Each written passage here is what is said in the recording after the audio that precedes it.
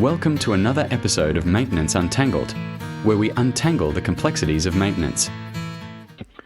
Welcome everyone, welcome back to another episode of Maintenance Untangled, podcast where we untangle everyday life and a bit of maintenance and everything in between. So, Ricky, welcome back.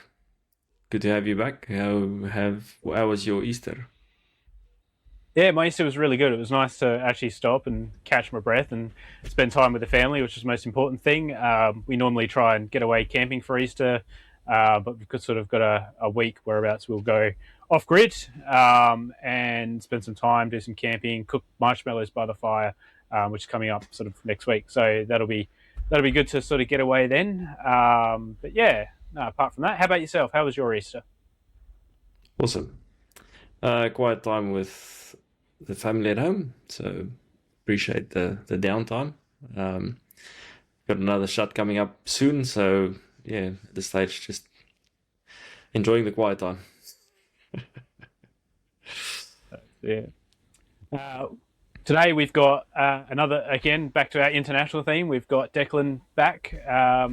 Declan, how are you going? How was your Easter? Well, thanks, Ricky. Had a nice Easter.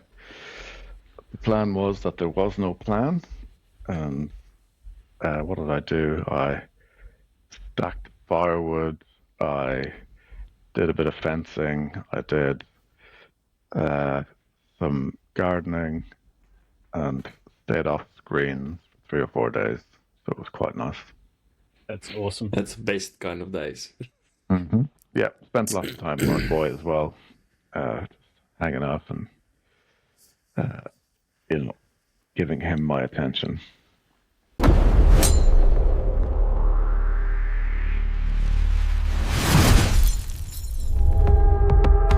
So last time we had you on, Declan, you spoke about cybersecurity and spoke very heavily about how people themselves can keep them safe online. But you also very much touched on very early on about business and cybersecurity. So how can businesses keep themselves safe in today's world with some of the cybersecurity that's going on and obviously with the advancement of AIs and some of those things getting a little bit more up there in terms of sophistication? How can businesses protect themselves in terms of cybersecurity? Look, I look at this under 4 headings, all of which require controls to be placed around them. So people, process, technology, and data. So understand your data, know what you're carrying, know where it is. That's number 1. Train your people, educate them, raise their awareness around what the risks are, what the threats are, and hold them to account for playing their part in controlling those risks. So, the human is still the most vulnerable part of the chain, so to speak. So keeping the people aware and educated is paramount.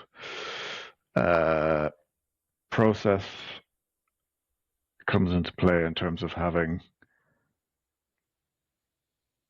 the right amount of process around your data to keep it protected. So when I talk about process, I mean things like having offline backups and having a process around that.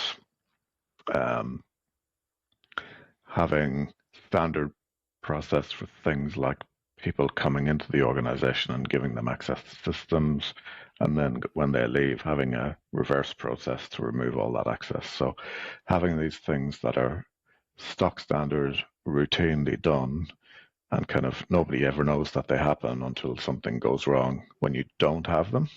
But when something goes wrong and you do have them, you've got something to fall back on. So people, process, data, and then technology is the last part. Everybody jumps to technology first, but technology is the last part, and that's placing technical controls around your environment.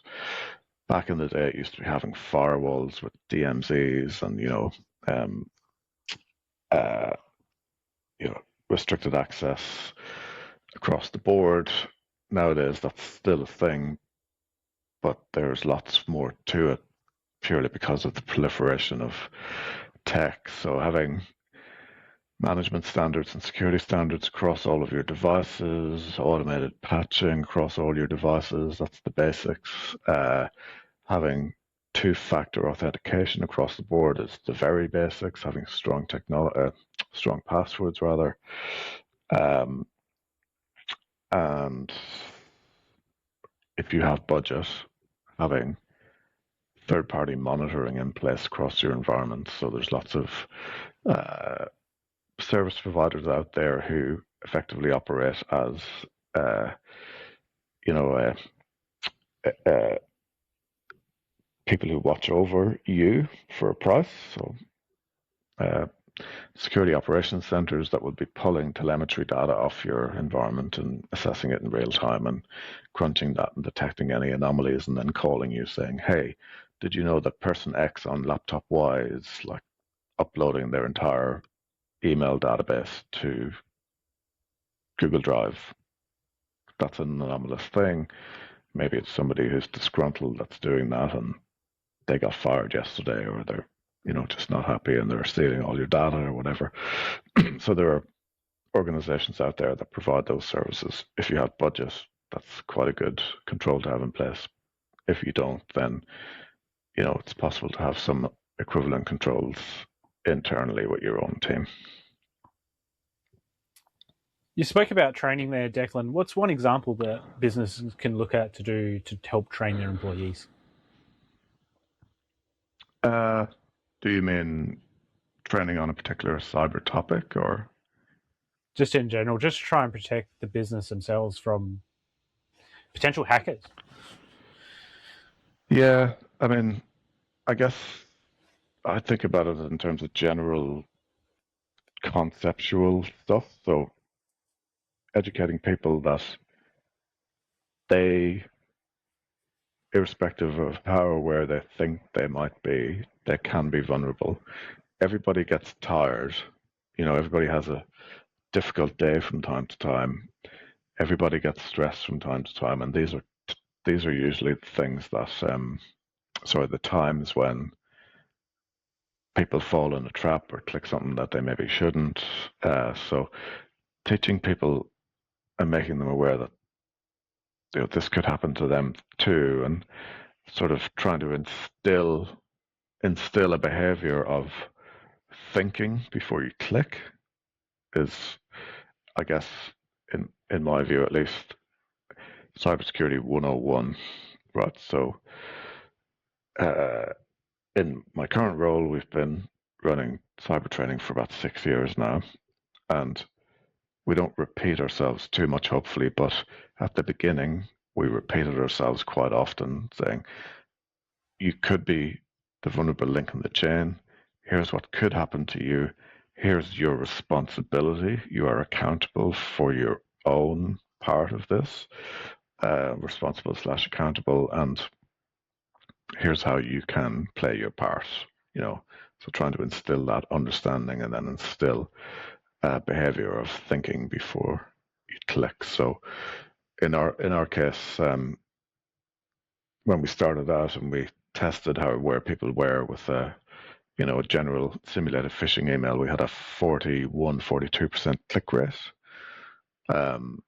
Fast forward to nowadays, and we get about a 2.5% click rate, which is as low as that's ever going to go. There's always going to be a few people clicking, and they're usually people who are just new to the organization and they don't really know what normal looks like yet, and they're clicking stuff that they don't really understand.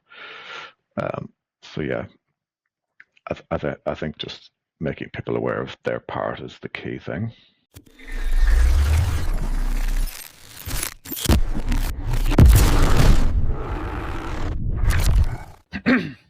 Cool. Thanks for that, Declan.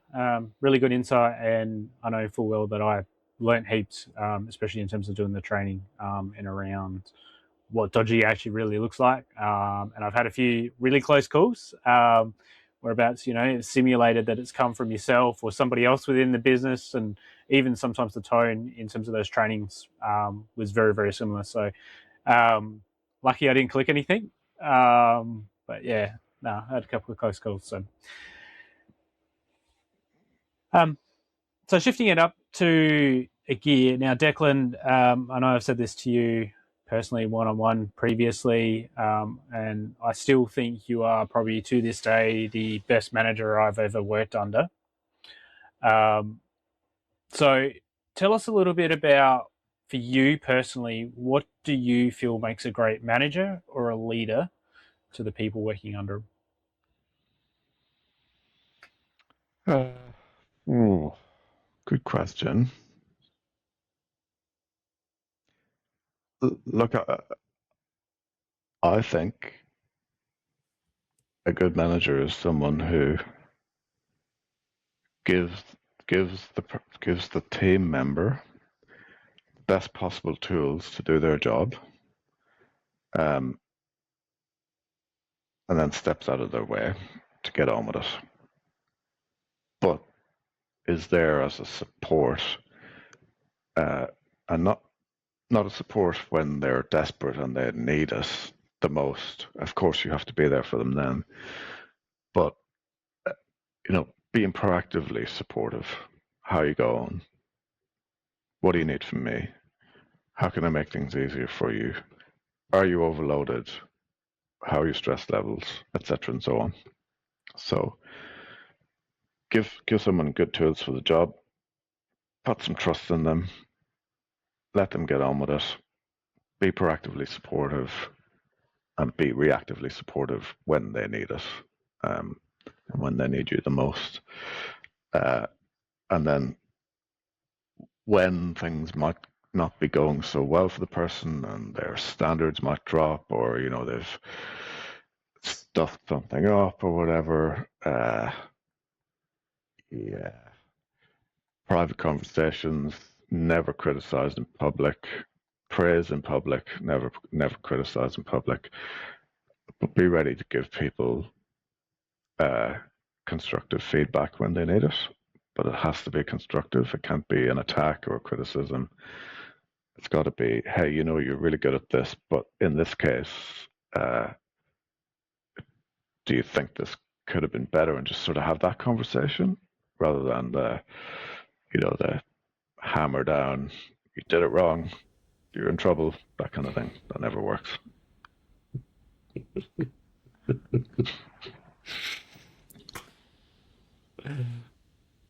I think we're all laughing because there's somebody's name popped into our heads somewhere along our working history, thinking about, I've had that. Yeah. That might get you a result in the immediate moment, but in the long term, if you want to have people who are happy in their jobs and will work hard and stay motivated, the authoritarian approach, again, my personal view, just doesn't really work. Yep. Yeah. Well, that's everything's said, so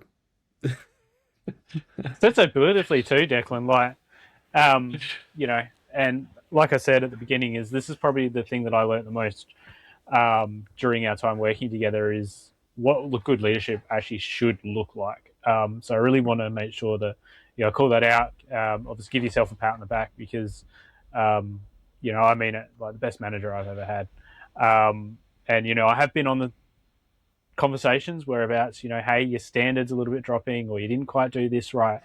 And totally agree, the way that you handle that just sort of gave me a little bit more confidence to sort of really pick myself up and just get back on with what I'm good at. If I'm really good at anything.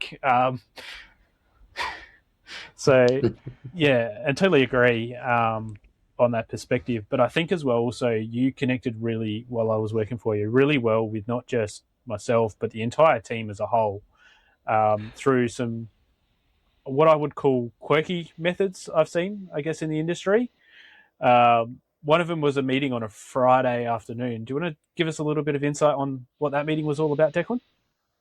Yeah, so we started when COVID-19 came along in 6 years ago, and everybody switched to remote working, and online meetings as the primary communication tool or primary, tool for hanging out with other people. I instituted a fortnightly, or it was originally a weekly meeting in our team called Cold One Friday. So that was a all team meeting on a Friday at 4 p.m. at the end of the week when everybody was, close to brain dead from tiredness and getting all the work done and whatnot. And it was a casual social meeting, the equivalent of hanging out in the bar after work, except you're, on Microsoft Teams. Yeah, and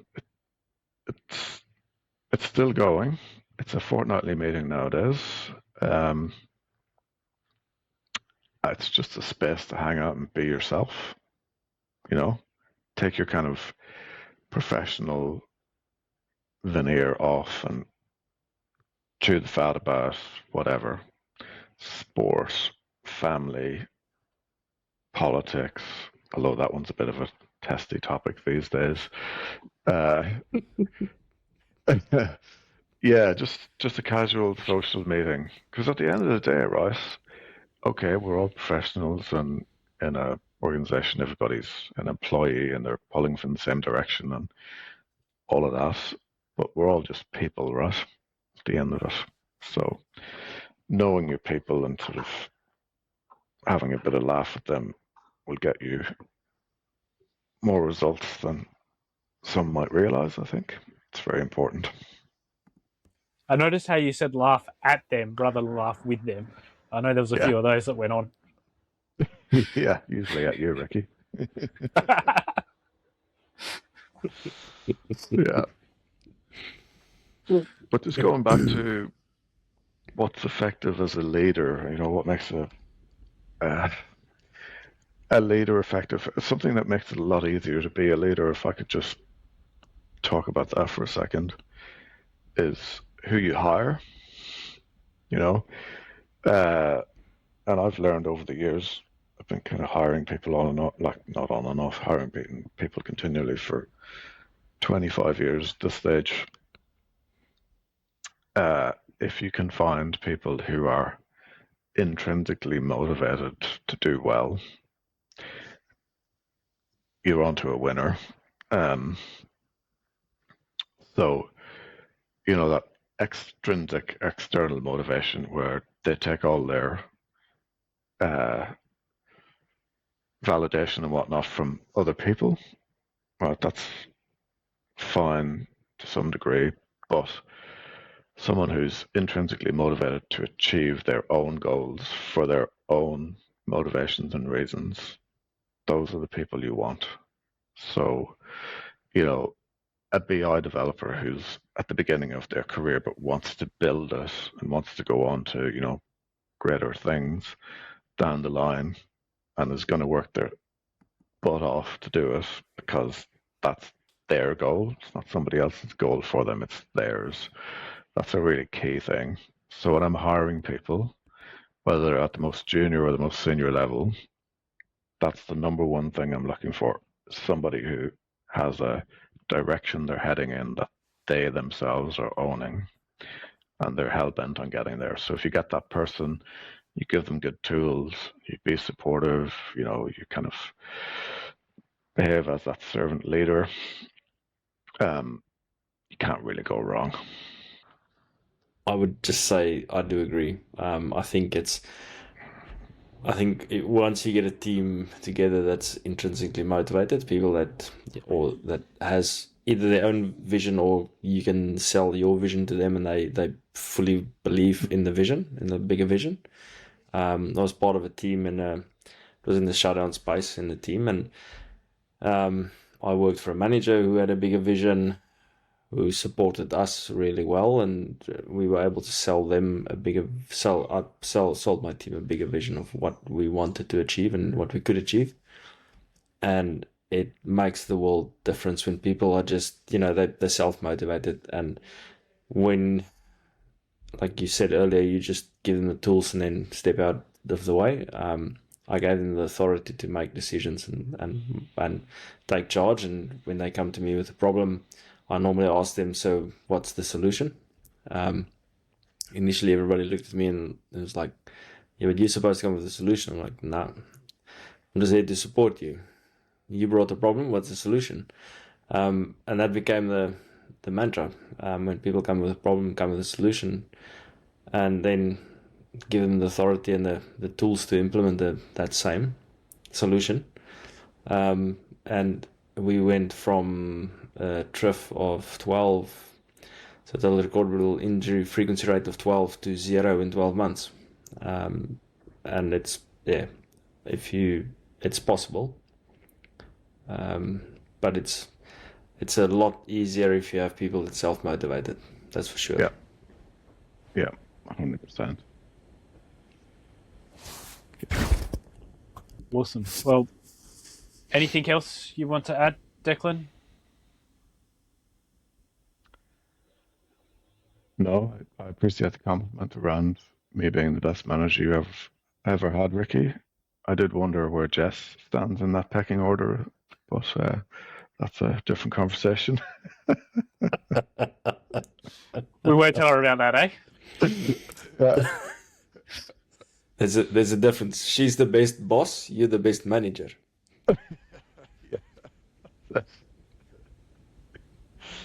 Yeah, I think you've just answered that question for me. Thank you, Derick.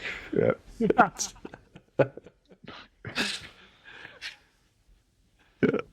Awesome. Declan, thanks for your time. Really appreciate it. And yeah, it's great to have had you back. Never know, we might call upon you again if you don't mind for another conversation. All right. Pleasure's all mine. Thanks, guys. Appreciate it. Thanks, Declan. Thanks, everyone, for listening. Make sure you obviously like, subscribe, share with your colleagues, and don't be afraid. Any questions, any topic you want to hear, please don't be afraid to reach out. Until next time, keep untangling maintenance. Thanks, guys.